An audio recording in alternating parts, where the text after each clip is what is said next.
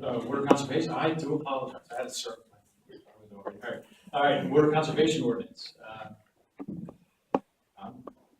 Any update on that, or I do apologize. Township Manager Scott Carew has a flu, and he was unable to be here tonight. Just said that in the beginning.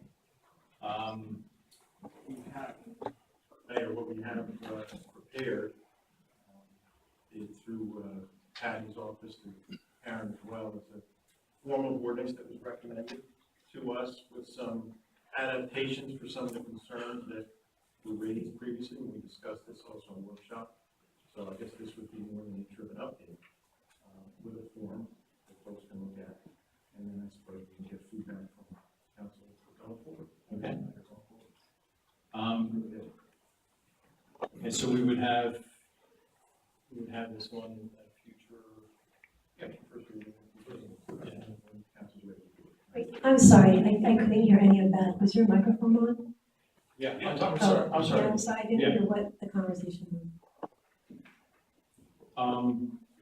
Before you in your packet is a form of water conservation ordinance. It's a general form that was recommended by the state for us to consider. It's been adapted to concerns that were expressed about its operation in Georgetown. And you have that, and if you want to take a look at it before we go to first reading, it's really one of the nature of it. That's it. Tony, do you, after topics, what was the impact to agriculture? There's that. There's agriculture. Agriculture, golf courses, all that. There's that.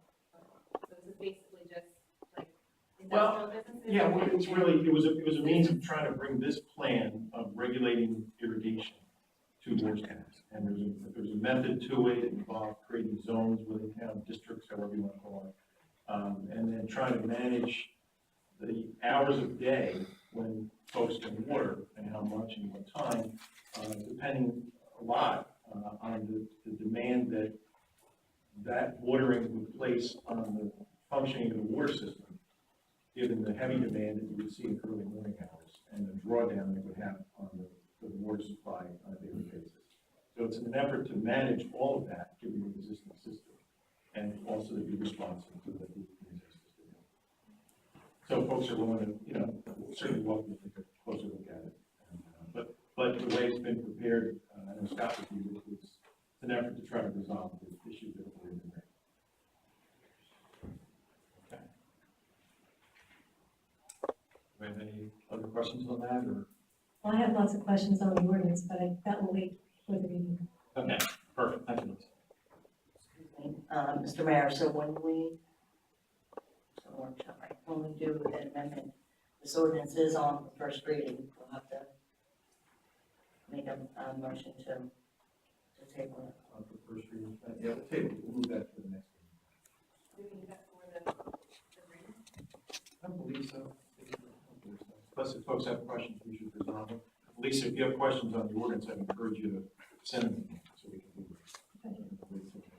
And one of the things I was wondering about is if we would be able to have a sort of public presentation on it. So someone can come and speak to everyone here and then tell them the nuts and bolts of everything that's in there. That's Yeah, possible. but I think that's going to be a big component of that, because it's going to be a huge public awareness and public education on that, and that's without a doubt that will occur. And like any ordinance, this is going to have a Okay. hearing and second reading anyway. We want to wait till then. But we'll leave with that, with a discussion of what it is.